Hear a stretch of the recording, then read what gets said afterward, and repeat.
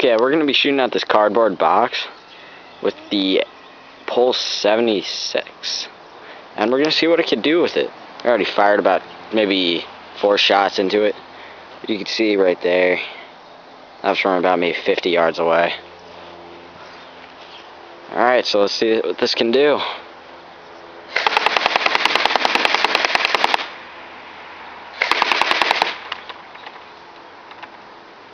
Very accurate this gun is. As you can see, bullets ripped right through the cardboard box from about maybe 20 yards away.